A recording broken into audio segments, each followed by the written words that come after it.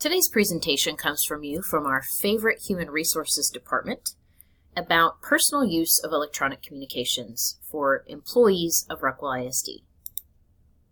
As role models for the district's students, employees are responsible for their public conduct, even when they are not acting within the course and scope of district employment, on and off school property, and or within the workday. Employees will be held to the same professional standards in their public use of electronic media as for any other public conduct in accordance with the district policies and state and federal law. Should an employee's use of electronic media interfere with the employee's ability to effectively perform his or her job duties, the employee is subject to disciplinary action up to and including termination of employment. The employee is responsible for the content on the employee's social media pages, including content added by the employee's friends, or members of the public who can access the employee's page, and for web links on the employee's page. Electronic communications between employees, students, and parents. A certified or licensed employee, or any other employee designated in writing by the superintendent or a campus principal, may communicate through electronic media with students who are currently enrolled in the district only about matters within the scope of the employee's professional responsibilities. An employee claiming exception based upon social or familial relationship shall provide the superintendent or campus principal written consent from the student's parents or guardians to communicate through electronic media. Acceptable electronic communications methods. An employee who uses electronic media to communicate with the students shall observe the following. The employee shall limit communications to matters within the scope of the employee's professional responsibilities. The employee shall include at least one of the student's parents or guardians as a recipient on each text message to the student so that the student and parent receive the same message. The employee shall include his or her supervisor as a recipient on each text message to the student, or send a copy of each text message to the employee's and his or her supervisor's district email addresses so that the student and supervisor receive the same message. The employee is prohibited from knowingly communicating with students through a personal social network page. The employee must create a separate social network page through the district, or a professional page, for the purpose of communicating with students.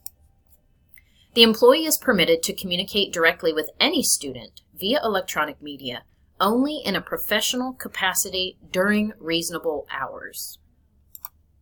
The employee does not have a right to privacy with respect to communications with students and parents in violation of this policy. The employee continues to be subject to applicable state and federal laws, local policies, administrative regulations, and the Texas Educators Code of Ethics, Policy DH Exhibit, including compliance with the Public Information Act and FERPA, including retention and confidentiality of student records, and copyright law. Also, the employee is prohibited against soliciting or engaging in sexual conduct or a romantic relationship with a student. Upon request from administration, an employee will provide the phone number, social networking site, or other information regarding the method of electronic media the employee uses to communicate with one or more currently enrolled students. Upon written request from a parent or student, the employee shall discontinue communicating with the student through email, text messaging, instant messaging, or any other form of one-to-one communication. All staff are required to use school email accounts for all electronic communications with parents. Remind and Rank 1 are both programs that the district staff can use to communicate with parents and students.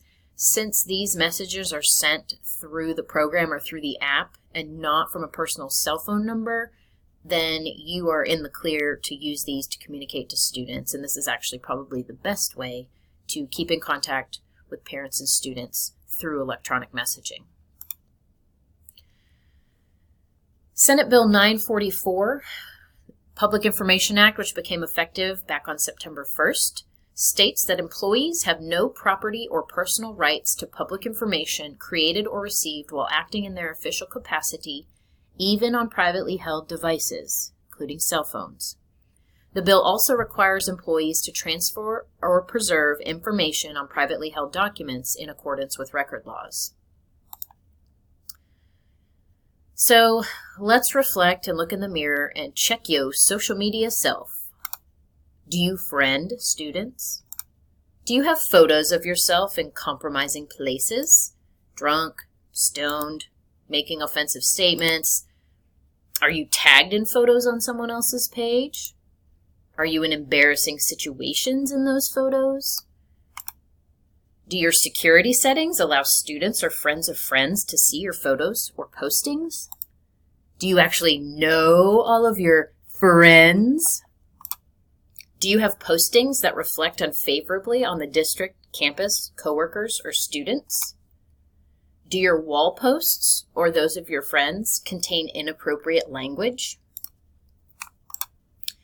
Do your blogs, tweets, or IMs contain inappropriate language for parents or students to see? Are the blogs and net journals you belong to visible to anyone? Is the stuff there suitable for parents, students, coworkers to see? Is the language in pages linked to your page appropriate? Are the photos and videos you post appropriate for students, parents, and coworkers to see? Are you doing stupid and reckless stuff in the videos? Are the comments about your photos and videos visible for anyone to see? Are students in your photos and videos? Did you use district property or resources to make the photos and videos? We're going to end on these famous last words. I had no idea how a parent could have seen something like that on my Facebook page because I had everything set to private. I wasn't friends with any students. I didn't give any access to students or parents.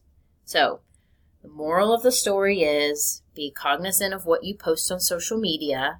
Make sure that it doesn't reflect poorly on you as an employee of the district, and basically just use common sense.